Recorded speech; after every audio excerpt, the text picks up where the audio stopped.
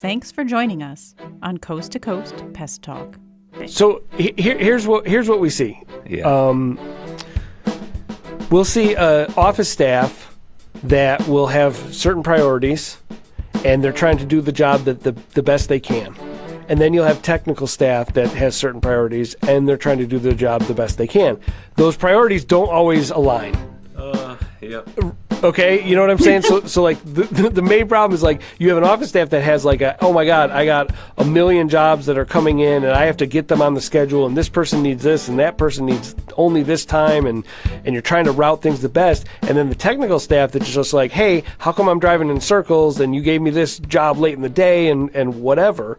And so there's immediately like confusion and distrust that starts to grow out of that. That's what I'm thinking when I think tension between admin and technical. Yeah. Is that, Holly, what do you think? Do you think that's like accurate? That's sort of what my understanding of the topic was. I feel like I hear a lot about it in some of the groups that I'm in, and it's just a constant, techs think that they, admin, the office people are purposely sabotaging them and making them run around like chickens with their heads cut off, and then the admin staff is like, the technicians are just complaining, how come they can't just get it done? So I think nobody's giving each other the benefit of the doubt. Yeah, they're I've definitely seen that. Yeah, for sure. 100%. Really? Okay. Yeah. Even with a real small team. Yeah. Yeah, and it'll usually, how it ends up playing out in my small team will be a tech they'll just be slammed for the day. They're out for 11 hours and they're just toast, and they forget to enter in the service notes on their last couple accounts or something, right? Mm-hmm. Until they're sitting pending. And then our office team, whose job it is to like make sure those service notes get communicated to the property manager or whatever, and that invoices get sent and stuff. They have that whole other hierarchy, and they're like pulling their hair out, like, just do your job. And the other guy's like, yeah, well, it's easy for you to say. You just worked a 7-hour day. I was crawling under a crawl space for 11 hours, Yeah. And there's just that constant, yeah. Okay, so now you just touched on one of the things that we see come back over and over again is the technician's job or the admin's job harder? Tech, you just said, 11-hour day, he's under a crawl space, whatever. Oh, the office, you got a 7-hour day. Yep. Holly, would you say in the office is as stressful as what you see a technician go through? So I know you'll probably disagree, but I think I give a lot of props to the technicians. They being face to face with a customer and in real time, that has a totally different level of stress that an inbound phone call. We have the benefit of having a little bit of distance, having removal, but we also don't have the benefit of facial expressions and mannerisms and whatnot. So sometimes I'll say something and mean it to be very empathetic and kind, but it can, without the benefit of having the in-person body language and facial features and tone and volume and whatnot, sometimes people misunderstand. So they're difficult in totally different ways. And I have to be honest, I am grateful to be in the office where I am. Technicians have a tough job, but I have also heard from my technicians that they are grateful to be in the field, and that being suited for inbound incoming phone calls, it might not be their piece of cake, their slice of heaven, as it were. So I think taking the time for each faction to recognize that and just give props to say, what you're doing is valuable, what you're doing is important, and I appreciate that you're willing to do what you're doing. Having that mutual communication to start to lay the foundation is important. So, okay, Gabe, you got to pick one, technician or admin. Who's got the harder job? Man. And it's a trap. This is Yeah, it's so hard because so I would describe it kind of like obviously on a physical standpoint, technicians far more difficult. They're exposed to the elements. You have all that, but like on a day-to-day, especially if you're doing just kind of standard route work, the actual work itself is pretty easy. You know, you're checking stations, you're spraying houses, you're removing cobwebs. Like some of on my side, we get into the crawl space stuff. That stuff's a little more brutal. But it feels like it's maybe less intensive, but you're just under constantly, it's like a constant state of tension. Whereas, and I think the office side, they end up getting more of the complaints, and it's more like concentrated. It comes in spurts. So it's an interesting, I don't know. Yeah. Yeah. So one of the things I've noticed is that the office will take the brunt of the most, I guess, wound up customer complaint, Yep. the most emotionally charged part of the customer Yep. problem, because they pick up the phone and the first thing, you pick up the phone and it's like drinking from a fire hose, right? Yep. I got a problem and this is going on and blah, blah, blah, blah, blah, blah, blah, blah. And how many times the office staff doing a good job with their triage of what's going on and then finding them a spot. Okay, it's going to be okay. They eat that, and then by the time we show up, we've had this many times where the office staff will say, "This, watch out, this person is, they're upset." And by the time we actually get there, they're cool as a clam. They're just like totally mellow, and we're like, "Yeah, that person was fine," because the office staff already did a lot of that emotional labor with them. Yes. To walk them through, a problem. By the time we get there, we're like, And I wonder if sometimes, if you observe this enough times as a technician that doesn't have, I guess, the, not the ability, but like the opportunity to see what is actually going on in the office, where they're eating a poop sandwich and then giving you, gold to go out and do the service. You just think, well, they're a bunch of complainers in the office. Yeah, right. I think you can easily make that. Hal, do you guys eat a lot of poop sandwiches in the office? Some days, yeah. Some days. Fortunately, we don't have a lot of complaining customers, so we don't have a lot of that. But yeah. But you're going to have some, and the ones that do are going to call in and talk to somebody in your office.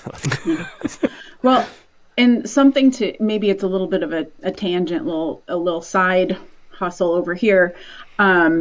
Something that goes along with that is, in recent years, I have learned that if I have that crap sandwich conversation, what I can't do is set that precedent with the technician that's going on site, because you will have that experience like Andy has described, where we're like, gosh, this person was just such a jerk, and I can't believe they spoke to me that way, and this is what they're expecting, and, to lay the foundation for that technician. Then the technician shows up, and our techs are defensive of our office staff. They're like, oh gosh, how could they talk to my office lady like that? And I'm going to go on site and I'm going to show them.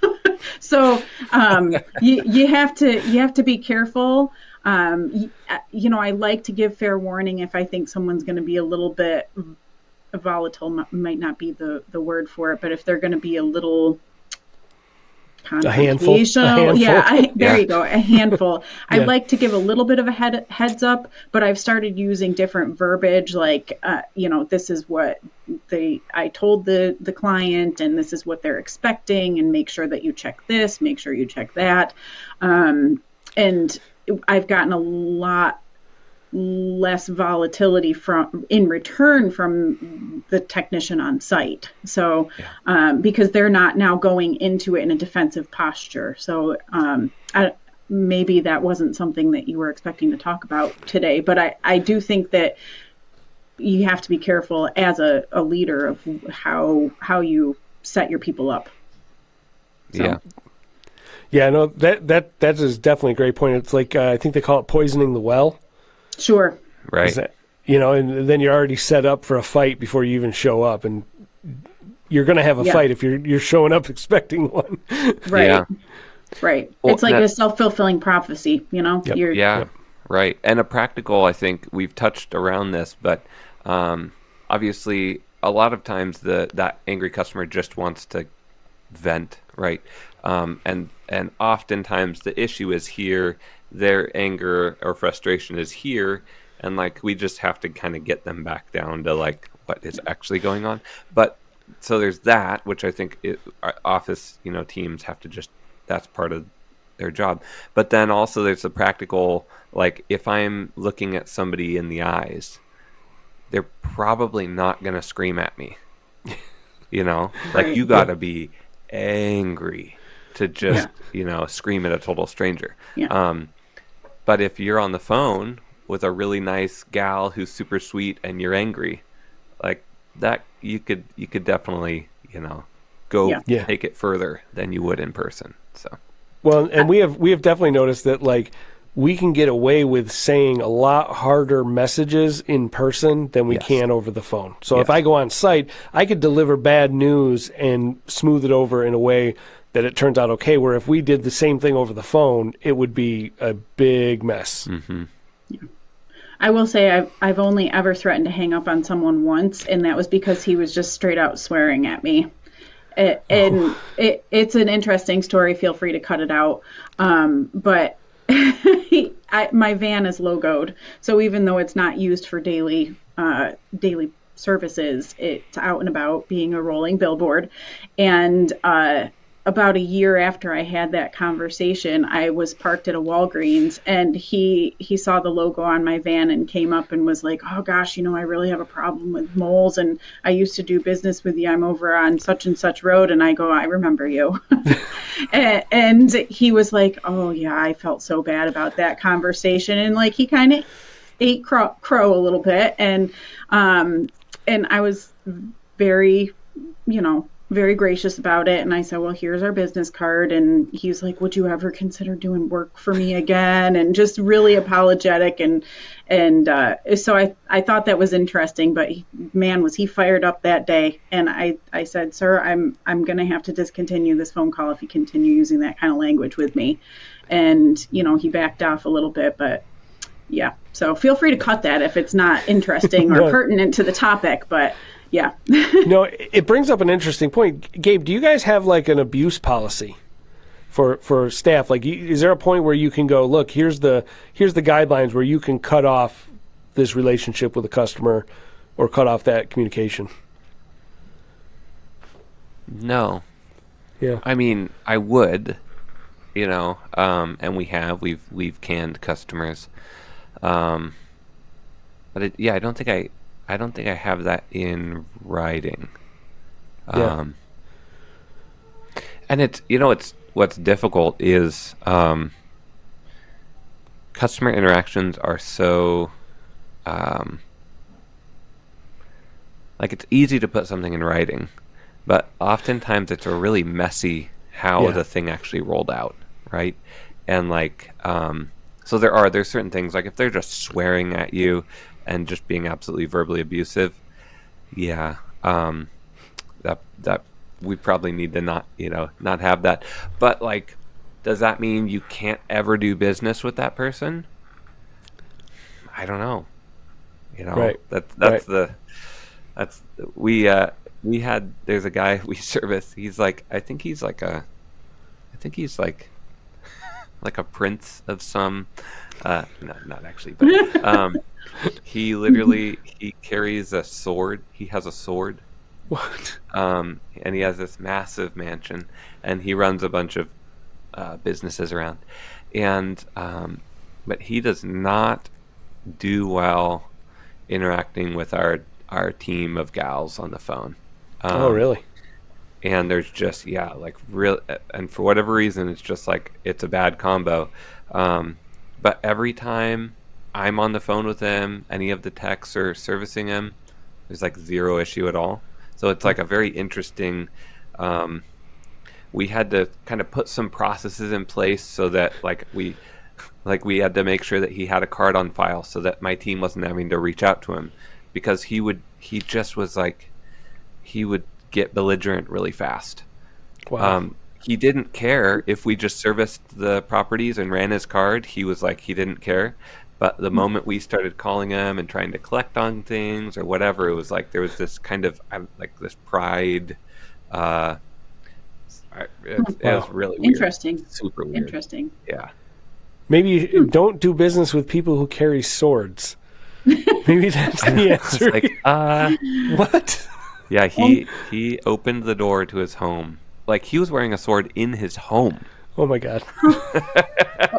Only if it's your lawyer's son. Oh no. Oh no. Oh no. It's a long story. It's a long story. Yes. We'll do that off air. Yeah. Yeah. Exactly.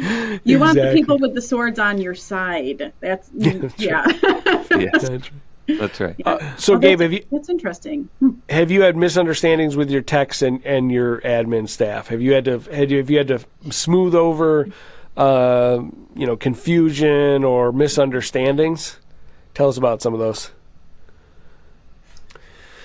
So usually, the times when I've actually had to like get involved and like, hey, let's do a sit down and chat this through. It's usually, and I would say almost always when any of these kind of misunderstandings happen, there usually is some sort of error that has occurred, right? Whether it be big or small. And in generally what I've seen, it'll be like the person's kind of fatal flaw that tends to keep coming up, and you've addressed it, and it's not like necessarily like a fireable thing, Right. from a team standpoint, but it's like, that they have to work on this, that you have to kind of put a little more effort into making sure that so like notes for a couple of our techs, just like making sure, you've already brought it up earlier, but yeah, just making sure notes get in that are thorough or that are complete and have all the things we need to be able to pass it along, that type of thing. And when we've had that not happen for seasons, particularly bad seasons when the tech's just overwhelmed or they're in a funk or whatever and they're just dropping the ball, the office team has started feeling like the technicians are doing it on purpose to them, right? Like they're doing it just because they're trying to be rebellious, just because they want to get under my skin, like that type of stuff. And so we've just had a lot of that's just working through, like, getting them together, like, hey, you can't do this. And also, hey, like, if this is happening, feel free to, like, shoot him a text, give him a call, remind him, whatever.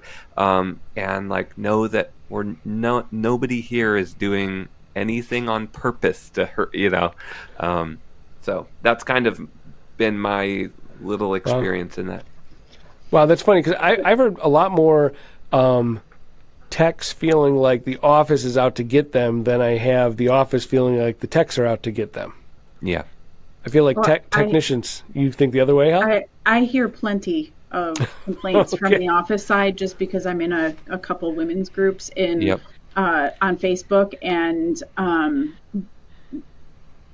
there are plenty of female technicians out there, but it does tend to be more either owners or admin in that. And it's not so much that the techs are, quote, out to get the admin staff. I think it's more like, why can't the technicians just get it done? Just do what I tell you. Yeah. And what I've found is most of the time there's a reason that they can't or won't do it.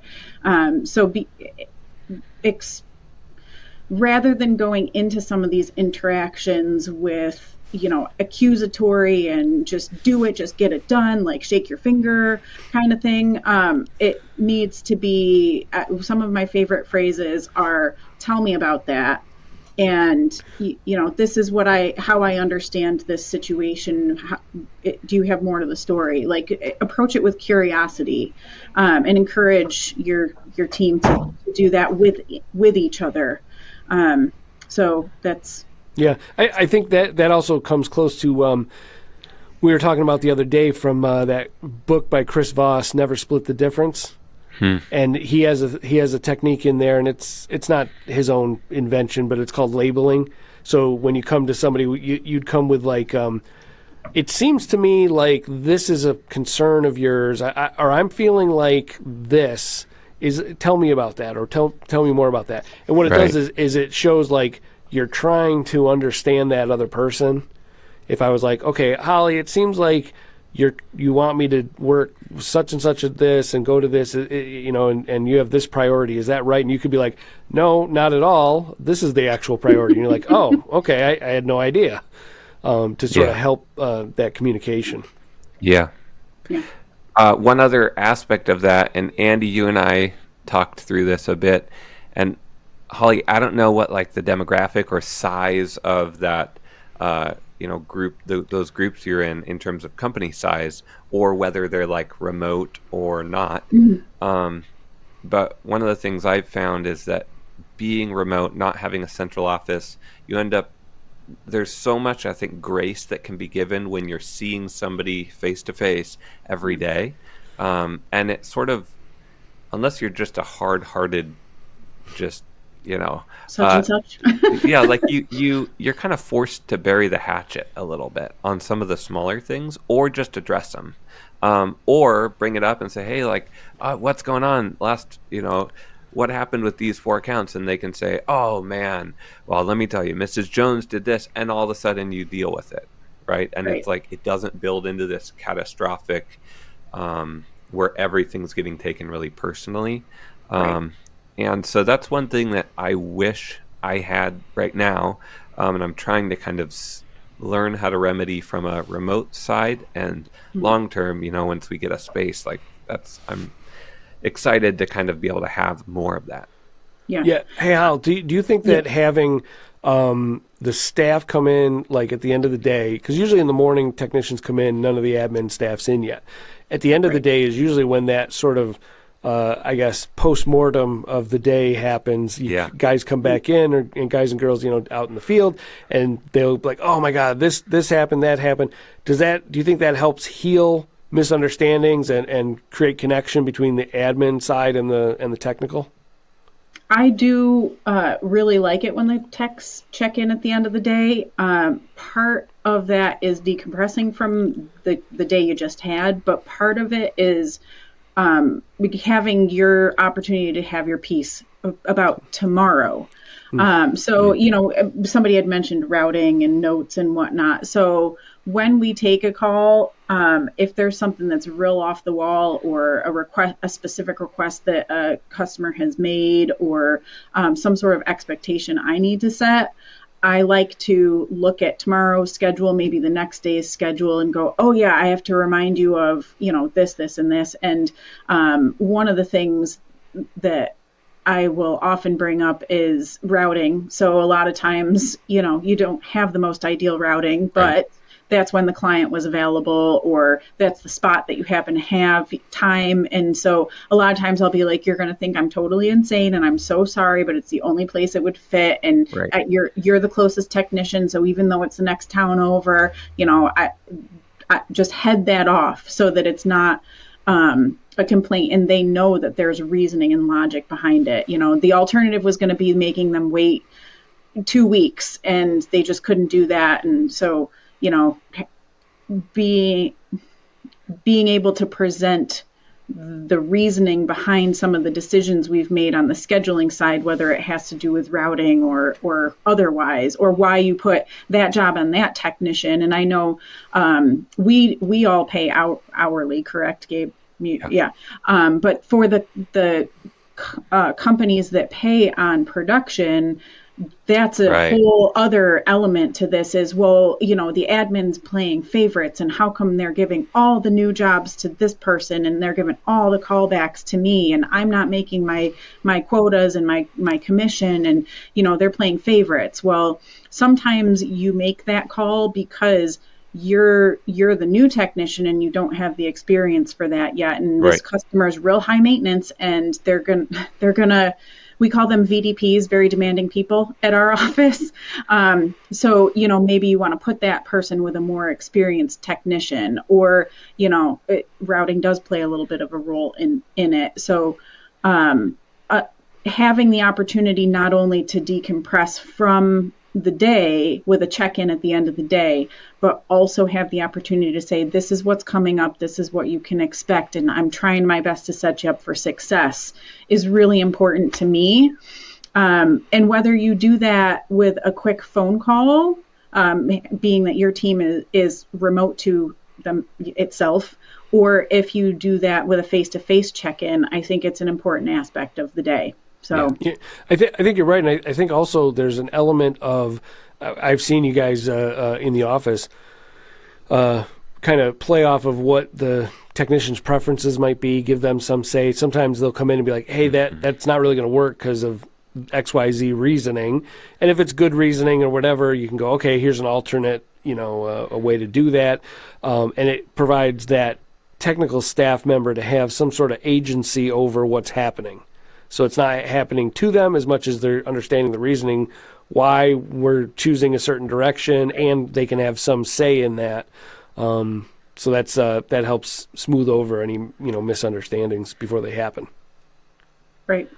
Yeah, that's great. I think, just being proactive, like you guys said, setting clear expectations. Because, I feel like half of just relational success is just, you could go through really hard things. If you see them coming, you all are on the same page, right? We're all going to get hit by this. We're all right. We're good, right? Yeah, we're good. Okay.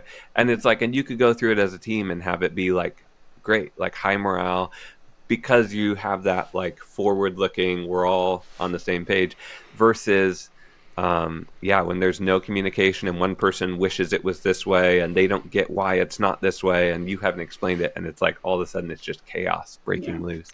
So now that brings up an interesting point, Gabe, because I feel like now as we grow, 80% of my job ends up being running around and lifting people's eyes up from looking right down at their own hands and what they're doing right then to looking out into the future a little bit more. Yep. And pointing out and going, "Hey, this is the vision. This is why we're doing this. This is where we're going." And I run around like a little bee pollinating flowers. It's as many people as I can all day long. No, here's the vision. Oh, here's the vision. Here's the vision. And sort of aligning people like a little, sheepdog or something, herding the flock. Have you seen or read the book Boys in the Boat? I haven't. Are you guys familiar? Okay. So it's I think it's a collegiate rowing team. Okay. And they end up winning the Olympics. It's a super high, just amazing rowing team. But there's a guy, I don't remember what he's called, but he doesn't ever row. He sits in the front of the boat. You row backwards, right? Yep. So he's called the coxswain. That's it. Yep. Yeah. And he sets that tempo, right? Yep. And he's yelling at people the whole time and getting people in line and making sure everybody's headed the right direction. And sometimes he's doing it faster, sometimes he's doing it slower, and he tells them when, now's the time to sprint, now's the time to pull back. He's like that captain, that boat captain. That's kind of what we end up being is setting that pace. So what I learned from Gabe today is to run around and yell at everyone. You should yell at people. And you heard it. Can we just flip that and just go yell at people? Yell to people? No. Is that any better? At them. When you're not doing good enough, yell at them. Yell at them. So what occurs to me, because you mentioned that the rowers are actually going backwards, and so the coxswain's the only one who's forward facing, what that team dynamic relies very heavily on trust. Because I don't know about you, but I don't like going backwards. I don't want to not see where I'm going, right? So and this has been one of my key words. So when I met with my coach last week, he was like, "What is one of the words that you would use to describe last year?" And I was like, interesting question. And trust was a big one for me last year. And realizing there were certain behaviors and certain things that I was doing that unwittingly I realized I was sending a message that I didn't trust my team. And I've tried to make big adjustments in that. And some of, just the touch points of checking in with your people and, explaining this is why we made this decision for this. And it can be for as I don't want to say micromanaging, because that's not what it is. It's actually quite the opposite. But, it is minute and minuscule and seemingly unimportant as saying, Mrs. Smith has a walker, and, she just realized when she called, she mentioned that her hose was left out. She's worried about someone hitting it with a lawnmower. And, gosh, when you walk past to knock on the door, can you whip that up real quick? And having that level of detail, and that's just like off the top of my head, but it has nothing to do with, the actual pest control service of it. But, a technician might read that and go, oh, gosh, the office is just really micromanaging me today. Why would that even, be a note on my work order? Well, because we're seeing a need, and whether it's pest control related or not, we're seeing a need. We're trying to set you guys up for success. And if you take that minute to say, this is why I put that note on there, it gets everybody on the same page. And that's little teeny tiny microscopic ways that you can build trust within your team. And the same thing the other way. Andy mentioned, like, what are some of the technicians' preferences? And there's certain routes, like when I run my router on my schedule, the route will automatically bloop bloop bloop bloop bloop bloop into place. Well, but the technician knows, the customer at this location isn't going to be there until 11. This has it scheduled at 10:30. Hey, do you think you can flip flop that back so that it's, how it needs to be? But it's communication. And each time you approach a situation with that curiosity, with that team mentality, with that we're all trying to make each other look good and, set each other up for success and be a safety net and a secure place, that builds trust. And so I've become really, I wouldn't say really aware, like I'm still sort of oblivious sometimes, but I've been working really hard to be more aware of how even just like the littlest turn of phrase or note or sentence or whatnot, does that build trust or is it breaking trust? And that applies across the board, and especially in this dynamic, the office versus techs, or the office on the side of techs, right? Right. Yeah. It's interesting just chatting through the aspect of trusting and kind of that benefit of the doubt type of thing with people. This is off topic, but it's tangentially related. Business partners. So I had kind of a rough business partnership in my previous career prior to this, and we ended up bringing in like a consultant to help us work through. And a lot of what was happening was we didn't have like a mutual respect for each other, and so we ended up backbiting basically. Mm-hmm. It was like I wasn't giving him the benefit of the doubt and respecting and honoring his gifting and the seats he was sitting in and how difficult his role was. Basically what it came down to is that we weren't mutually respecting each other's giftings and like what we've talked about, the difficulty of the seat you're sitting in versus the difficulty of the seat they're sitting in. But like the great partnerships that I've witnessed and that I've chatted with people and they've told me about, there's a great deal of generally difference in giftings and a lot of respect and just like like a covering of like benefit of the doubt is kind of the best the best way I can describe it. So Gabe, are your admin folks involved with your meetings with your techs? So our weekly meeting is everyone's in there. Oh, good. Good. I have technical team breakfasts that we'll do like once a month or so. And the admin team is not invited to that, but half of my admin team is in a different state. So, but like we're doing some CEU training. The first time I'll be taking my whole team to offsite to training, which will be really fun for this conference in March. And so it'll be all my technical team and my local office gal will all be going to that. So that'll be really, really cool. I'm excited for that. Yeah. Yeah. Hey, so do we think that like job shadowing for a little half a day or something is something That's a great idea.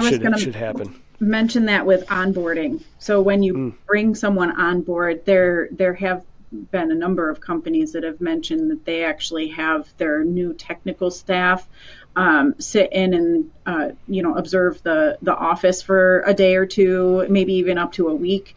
And similarly, new office staff, which for us, we're not hiring office staff as frequently as we are technical staff, so it's less of an opportunity. But when Sarah came on board, she's our sales gal, she did do a couple ride-alongs, and we learned that she does not like roaches.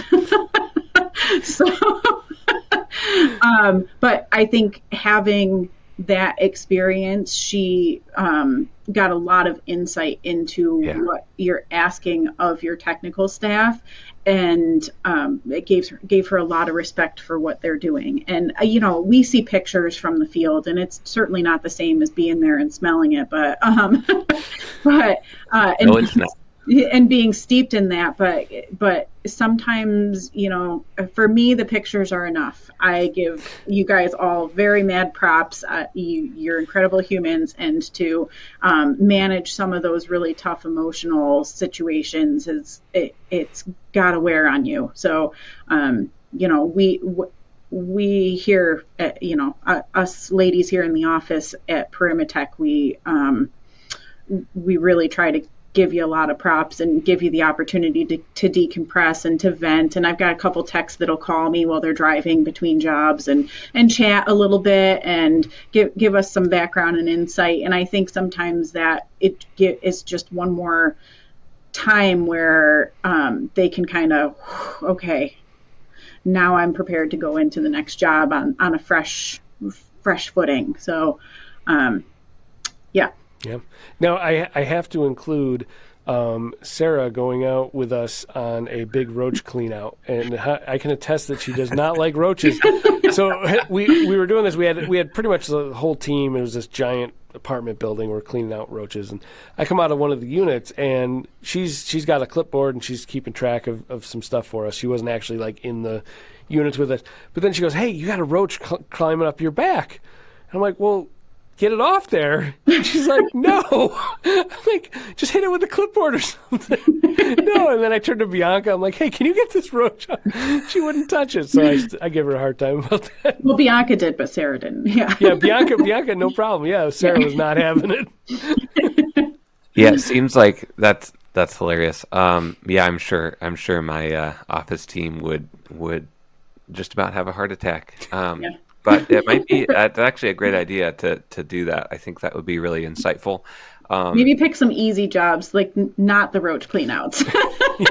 Yeah, that's fair. Yeah. It seems like if there's a common thread with a lot of this, just treating people like humans. Yeah. Like I think it's so easy to kind of dehumanize, and you start making the people into the issue, whatever the issue, and it's like, man, just having grace, like, and when you mess up, like reaching out, "Hey, so sorry, should have gotten that in. I know that made your work more difficult. My apologies, and like, yeah, we've kind of lost that skill of just being real and being human with each other." Yeah. Well, and sometimes, technology and our communications methods haven't really helped, because one of the things I've tried to get better at is I try to put the why I'm contacting somebody in front of the what I need. So what that looks like is you could say, "Hey, are you done with this job? Because I need blah, blah, blah, blah, blah." Instead, you say, "Hey, I need to have such and such whatever. Are you done with this job?" So you put why because people will read in if you just say like, are you finished yet? And nothing else. People are like, "Oh, they're like, I'm fired, aren't I?" Oh my God, and whatever. And it could be like, "Hey, I wanted you to get off work early today. I wanted to make sure you were done. Do you need help finishing that job?" It's totally same, I have the same intention in the message as, are you finished yet? But That's hey, huge. I want you to get out, make sure you get out early because you had a doctor's appointment, whatever. Do I need to send more help? Blah, blah, blah. So I've tried to be a lot more explicit with that. And then also with the office staff, when I jump in, and I know Holly will pipe in and hates this, I'll jump in to try to help and say, hey, I saw this call come through and just today. Hey, could we put somebody on, get somebody here today to do this or try that, blah, blah, blah. Most of the time, what I'm trying to do is say, hey, I know this information of we have assets available to do such and such. Not I'm saying you guys can't handle it and I'm trying to jump in to try to micromanage. I'm saying, oh, I know that this technician is going to be done early and is going to be available. If you need them, this is an option for that special situation. It took a while to get that communication straight because I know some of our admin staff would go, why are you in the schedule? Why are you get out of that schedule? And I'd get in trouble. Not touching things. Yes. Not touching things. Well, and most of the time, Heather's already 6 steps ahead of us anyway. I wasn't going to say who. How is she going to? No, naming names. Sorry. Well, because I'm giving her props. Because usually in that specific situation, she's like, I already thought about that. I already reached out, and but I'm a big fan of the hey question. I'm asking because fill in the blank. So I think that's a good clarifier to make your motivation more explicit so that it comes off more authentic. Yeah. So that's great. Yeah. Something else I'd like to do if we're picking up work in day, and I know it's probably 6 more phone calls and for people that have very busy, phones, maybe they wouldn't be a fan of this, but being cognizant that people have lives outside of work and just honoring that and recognizing that. If I never add a job within day without asking the technician first. And I know that not everybody takes that approach, and I think it's really important. So I will tell the customer on the phone, hey, I think I can get somebody over there. I'm anticipating it'll probably be a 2 to 4 window, but let me just double check. I got to see how my technician's running. I will not commit them to something that I don't speak to them directly first, whether it's a text or a phone call. I prefer phone calls, but some people you're out in the field, texting. And I think that goes a long way in maintaining that trust because, as Andy said, maybe you have a doctor's appointment, maybe your dog has a vet appointment, maybe you were just going to take your lady out for dinner, or the kids have a concert, or whatever. Maybe you just wanted to sit on your butt and eat potato chips and watch X-Files. I don't know. But we have set hours. We try very hard to get our technicians out by 5 o'clock at the latest because we value our family time. We encourage our employees to value their family time, and I can't say that and then not live up to that. So when it comes to adding in-day jobs, it's always Madam Customer or Mr. Customer. I'm almost positive, but I can get someone there today, but I got to double check to make sure that my technician's running on time and that I'm not, squeezing something in that they can't fulfill. And I think that it says something to the client too, that you're not going to make a promise that you can't keep.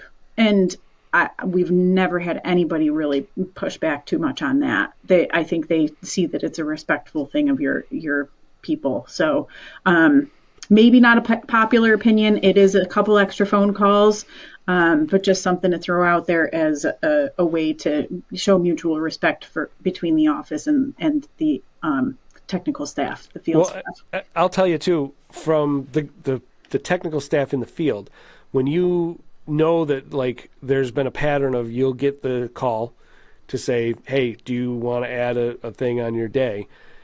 I think that it engenders ownership of your day a little more. You have agency over your day, and you're a professional, and you're being called to be asked if you can handle to take on another service that day. If you were a dentist, they wouldn't just be like, Yep, another root canal. It's happening. Sucks to be you, Mr. Dentist. You're here till 8:00 tonight. Like, we would never expect that, right? So I think there's a little more level of professional respect for the technician, as being able to manage their workload for that day. We rarely have people, unless they have stuff that they have to get out to do. Most of the time, our people will take the extra service call. Right. They know we're not calling them just because we're trying to cram more, revenue on their day. It's because there's a service need coming through for the customer. Everybody's geared towards wanting to come through for people and, do the best they can. But I think it speaks volumes to the value of the technician. And I think we start to see then the admin staff as, I always think of it when I'm out in the field, like, the admin staff is like air support. If you're like in the military and you're calling in the Air Force to, I need bombs right here on the bad guys. Like, they're the air support for us, where we can call them at, for that sort of support, as opposed to being an adversary, because we got enough adversaries out there. Yeah. It's all those roaches. That's right. Yeah. Yeah. There's enough targets. Yeah. Yeah. Well, and I think going back to your story about your partnership, Gabe, is what are those unidentified biases that you're going into those interactions with? And if you have an admin that's just convinced that their technical staff is all a bunch of lazy schmoes that just want to rush through jobs to make their make their quota or whatever, they're taking that bias into every interaction, whether it's with their favorite technician or their least favorite technician. So much like with your partner, you were saying, we realized that we were just not having a whole lot of respect for each other. Once that is unearthed and brought to light, you can start working on it. Yeah. And, what are those messages that we're unconsciously sending that are exposing some of our biases, and how can we address that and adjust our biases that we're walking into these interactions with. And sometimes it's just as simple as saying, I'm using the example of admin just because that's the one I thought of off the top of my head, but hey, Sally, Tommy over here is working really hard, and he actually has a second job. So it's really important that he gets out by, 5:30 or whatever. Maybe Sally didn't know that. And as soon as she recognizes, oh gosh, now she's going into that interaction being on Tommy's side instead of going into it going, oh, God, he always wants to get out early. Why is he such a lazy schmo? Or maybe single dad or single mom, or you don't know what their life circumstances are. And sometimes people are not always forthcoming about things that are especially sensitive to them. So again, giving them the benefit of the doubt and recognizing what are my biases and how am I sending those messages. Yeah. So yeah, great point. Great point. All right. Any final thoughts, Gabe, on your office staff versus your technicians? No. I'd just say everyone's on the same team. Make sure we're casting that good vision. And you're going to always have the conflict. I think that's just human nature when you get a bunch of people working together. But sorting through it. Yeah. Awesome. Okay, guys, this was awesome. Yeah, thanks for coming on, Holly. Thanks for letting me crash the party. Anytime. Yeah. You've been listening to Coast with Andy, can't pronounce his last name, and Gabe Seymour. Join me, Pete Chopin, probably in another 5 years from now when they invite me on again.